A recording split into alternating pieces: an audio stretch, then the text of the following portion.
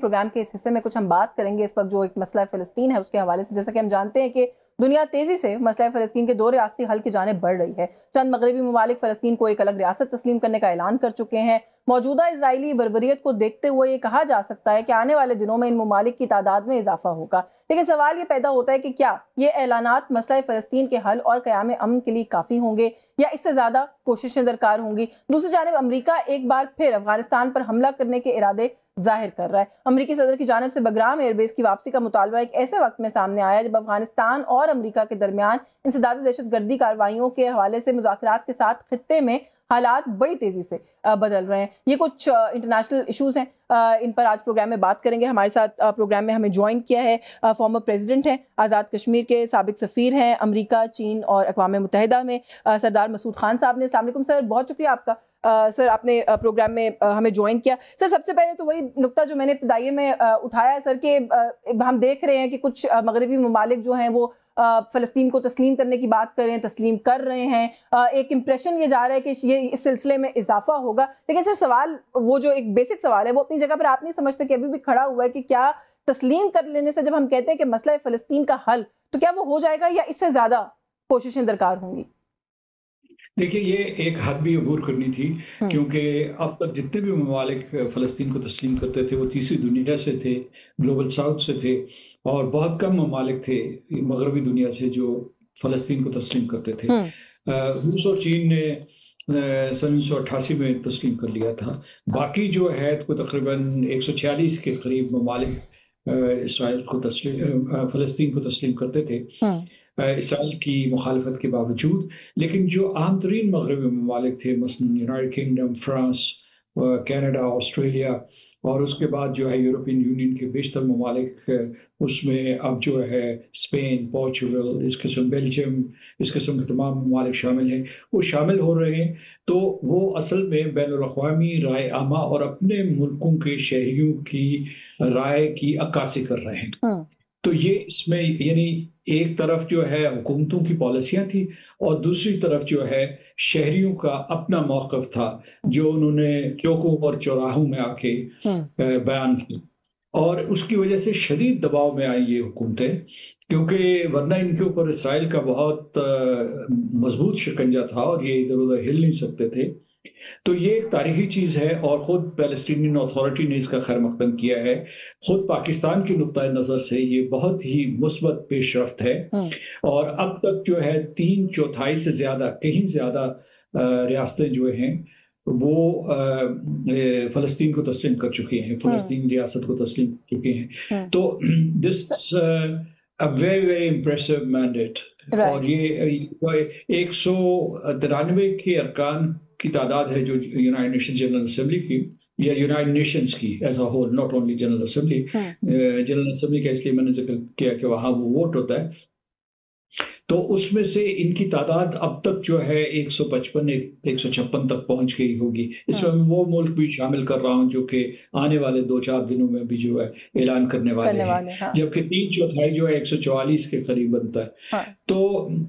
ये एक तो ये है, लेकिन आपने बहुत ही अहम नुक्ता उठाया है, उसके मैं 2 जवाब दूंगा। एक तो ये है कि 2 चीज़ें फौरी तौर पर करने की ज़रूरत है। एक तो ये है कि ये जब से ये हाइप हुई है कि जी इतने ममालिक और मगरबी ममालिक और मगरबी यूरोप के ममालिक जो है तस्लीम कर रहे हैं फ़लस्तीन को, उसके साथ साथ ही जो तवज्जो गज़ा के ऊपर थी, जो वहाँ इस वक्त दहशतगर्दी हो रही है, जिस तरीके से सफाकियत से वहाँ इमारतों को गिराया जा रहा है, यहाँ तक कि जो लोग पनाह गुज़ीन थे उनको भी निशाना बनाया जा, उससे तवज्जो हट गई है मीडिया की भी बड़ी हद तक, सिवाय अल जज़ीरा की और चंद जो हैं और दूसरे हैं, या जो इंटरनेशनल न्यूज़ एजेंसीज हैं। और दूसरी बात ये है कि ये देखना चाहिए कि ये रियासत बन भी सकेगी या नहीं, क्योंकि इसराइल ने तो ये कहा है कि मैं मगरबी किनारे को अपने साथ मिला लूंगा, यानी मखूजा फ़लस्तीन, और गज़ा को जो ताख्त व ताराज कर रहा है उसे जो है बिल्कुल, और उसमें सदर ट्रंप ने भी किसी वक्त ये कहा था कि वो इसे रिवरिया बनाना चाहते हैं। मतलब ये है कि किस्म की जो है एक ऐसी जगह टूरिस्ट अट्रैक्शन के लिए जहाँ जो अमीर कबीर लोग जाके रहें, जैसे वो साउथ ऑफ फ्रांस में रहते हैं या जाते हैं दुनिया के मुख्तलिफ हिस्सों से। اور تو تیسرا بڑا جو سوال ہے جی وہ یہ اسی سے کہ اگر یہ ریاست تسلیم کرتے ہیں تو آپ ہی کے اس سوال کا میں جواب دیتا ہوں کہ محنت کرنے کی ضرورت ہے، مزید سفارت کاری کی ضرورت ہے، تاکہ جو مقبوضہ علاقہ ہے، مقبوضہ فلسطین ہے، اس میں جو 7 لاکھ اسرائیلی آباد ہیں ان کو وہاں سے واپس اسرائیل بھیجا جائے، کیونکہ وہ وہاں آئیں گے اور وہ ان کو فلسطینیوں کو بے گھر کرتے رہتے ہیں، ان کو دھمکاتے رہتے ہیں، ان کا قتل ہوا۔ آپ کو پتہ ہے کہ اکتوبر 7 2023 سے اب تک مقبوضہ فلسطین میں 1000 کے قریب لوگ جو ہے مارے گئے ہیں، ان کو مارا گیا ہے باقاعدہ، اور ان میں سے بیشتر جو ہے وہ سیٹلرز نے مارے ہیں، اور پولیس جو ہے ان کو کسی قسم کا کوئی تحفظ، یا اسرائیلی فوج جو ہے جس نے قبضہ کیا ہوا ہے وہ ان کو کسی قسم کی کوئی مدد نہیں کرتی۔ دوسرا یہ ہے کہ کیا یہ ریاست جو ہے اس کی کوئی ڈیفائنڈ سرحدیں ہوں گی یا نہیں ہوں گی، کوئی ایک ڈیفائنڈ ٹیریٹری ہوگی یا نہیں، کیا غزہ اور اس کے درمیان، مغربی کنارے کے درمیان کوئی پل ہوگا، کوئی راہداری ہوگی؟ سر آپ کی بات سے یہی سمجھ میں آ رہا ہے کہ یہ سٹارٹنگ پوائنٹ ضرور ہے، جیسے آپ نے کہا کہ ایک حد ہے جو عبور ہو گئی، وچ از گڈ، لیکن اس کے آگے بہت کام کرنا پڑے گا۔ لیکن سر آپ کی موجودگی کا فائدہ اٹھاتے ہوئے جو آپ بات کریں کہ ایک حد ہے جو عبور ہو گئی، میں نے ایک ڈیبیٹ دیکھی ہے اور میں چاہتی ہوں کہ ضرور آپ سے اس کے اوپر سوال کیا جائے کہ جب ہم بات کرتے ہیں 2 ریاستی حل کو قبول کرنے کی یا فلسطین کو ایز اے اسٹیٹ ریکگنائز کرنے کی، تو سر پاکستان کے اوپر اگر یہ معاملہ آتا ہے اور ہم کہتے ہیں کہ ہم 2 اسٹیٹ سولوشن کو مانتے ہیں، تو پھر سر کیا بائی ڈیفالٹ ہم اسرائیل کو بھی تسلیم نہیں کر رہے؟ نہیں، یہ ساری دنیا تسلیم کر رہی ہے۔ مطلب یہ کہ پاکستان جو ہے اس سے کبھی بھی پاکستان نے راہ فرار نہیں اختیار کی۔ اس کی وجہ یہ ہے کہ میں آپ کو بتاتا ہوں کہ جو اسلامی تعاون تنظیم ہے، جو عرب لیگ ہے، جو GCC ہے، یہ تمام مسلمان ممالک بیک زبان یہ کہتے ہیں کہ 2 ریاستی فارمولہ ہونا چاہیے۔ تو یہ ایک طریقے سے آپ نے مطلب ہے بالکل صحیح نقطہ اٹھایا کہ اس سے آپ انڈائریکٹلی اسرائیل کو تسلیم کر رہے ہیں، لیکن اسرائیل کو تسلیم کرنے کے ساتھ ساتھ آپ یہ بھی تو کہہ رہے ہیں کہ یہ 2 ریاستیں ہونی چاہیے، اور اس کے بعد ہماری کوئی کنڈیشنز ہیں کہ آزاد ہو، خود مختار ہو، اس کے علاوہ کنٹیگوس ہو، متصل ہو، کہ یہ کٹی پھٹی ریاست نہ ہو، اس کی جو ہے نا اس کی زمین، سرزمین، اس کی ٹیریٹری جڑی ہوئی ہونی چاہیے، اور اس کے بعد یہ ہے کہ یہ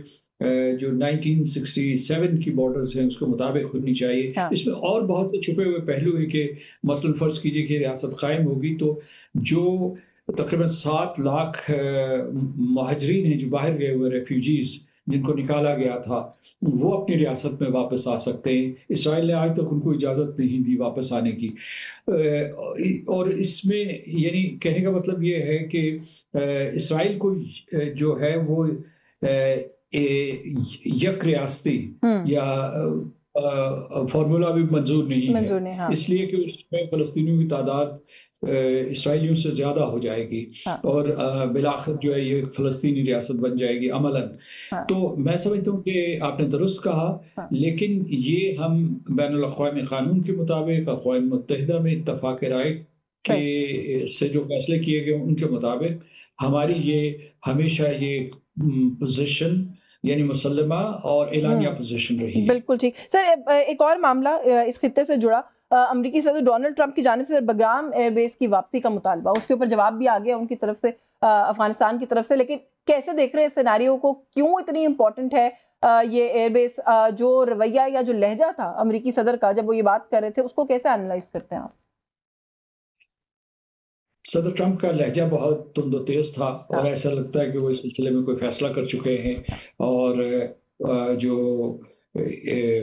طالبان کے نمائندگان ہیں یا جو ان کے ترجمان ہیں انہوں نے بھی بڑی سخت لہجے میں جواب دیا ہے، اور ان کا کہ ہم مزید 20 سال لڑنے کے لیے تیار ہیں۔ اور یہ جو بیس تھی باگرام بیس، یہ تقریباً 77 مربع کلومیٹر ہے، اور اس میں 10,000 لوگ، اس کے اپنی جس وقت یہ وار آن ٹیرر چل رہی تھی تو 10,000 لوگ وہاں رہتے تھے، چھوٹا شہر تھا۔ تو میرا نہیں خیال کہ افغانستان اتنی جلدی تیار ہو جائے گا یا کسی صورت میں تیار ہو جائے گا کہ اپنی ساورن ٹیریٹری کا ایک حصہ دوبارہ پھر امریکہ کو دے، اور اس کے کئی قسم کے ان کے مطلب خدشات ہیں، اس کے کئی مضمرات ہیں، تو وہ ان سے واقف ہے۔ اچھا، اب یہ سوال پیدا یہ ہوتا ہے کہ صدر ٹرمپ نے ایسا اعلان کیوں کیا، اور کسی ملک کا صدر جو علیہ اعلان یہ نہیں کہتا کہ جناب میں اس لیے یہ بیس لینا چاہتا ہوں۔ ان کا ایک جواز یہ کہ ہم نے بنائی تھی، لیکن اگر آپ ماضی میں جائیں تو یہ سوویت یونین نے بنائی تھی جس وقت انہوں نے افغانستان کے اوپر قبضہ کیا تھا۔ ٹھیک ہے، انہوں نے اسے ماڈرنائز کیا ہے، اس کی توسیع کی تھی، تو لیکن وہ کہتے ہیں کہ ایک تو یہ ہماری ملکیت ہے، کیونکہ وہ یہاں $7.5 بلین کے ویپنز بھی چھوڑ گئے تھے، sophisticated weaponry defence plate form چھوڑ گئے تھے، جو اب یا تو افغان حکومت کے ذریعے استعمال ہیں، یا جو دہشت گرد تنظیمیں ہیں، تحریک طالبان پاکستان یا داعش جو ہے وہ ان کو استعمال کر رہے ہیں۔ تو ان دونوں چیزوں کے اوپر جو ہے صدر ٹرمپ کے بڑے تحفظات ہیں، لیکن انہوں نے جو بات کہی ہے جس کے اوپر غور کرنے کی ضرورت ہے کہ انہوں نے کھلم کھلا دھمکی دے دی ہے کہ چین میں کہ جی یہاں سے 1 گھنٹے کی مسافت کے فاصلے پر چین جو ہے نیوکلیئر ہتھیار بنا رہا ہے، اور یعنی اس کا مطلب یہ ہے کہ کیا وہ جنگ کا سوچ رہے ہیں، اور پھر یہ کہ کیا یہ سرویلنس سے آگے کی کوئی چیز ہے۔ اچھا، اب میں آخری نقطہ سلسلے میں یہ کہتا ہوں کہ یہ پاکستان کو بڑی مشکل میں ڈال دے گا، کیونکہ ویسے جو دہشت گردی کے خلاف جنگ ختم ہوئی ہے، پاکستان ابھی بھی جو ہے اس کا خمیازہ بھگت رہا ہے، اور گزشتہ برس جو اس کے مصدقہ اعداد و شمار ہیں اس میں 4000 سے ہمارے یا سویلینز یا سیکیورٹی پرسنل مارے گئے تھے۔ تو اب سوال یہ پیدا ہوتا ہے کہ اگر دوبارہ اسی قسم کی اسٹریٹجک امبرائلمنٹ ہو گئی تو اس کا نتیجہ یہ ہوگا کہ ہم معیشت کے اوپر توجہ نہیں دے سکیں گے، لوگوں کے ہیومن ڈیولپمنٹ انڈیکیٹرز جو ہے ان کے اوپر توجہ نہیں دے سکیں گے، جو سرمایہ کاری باہر سے کھینچ کے لانا چاہتے ہیں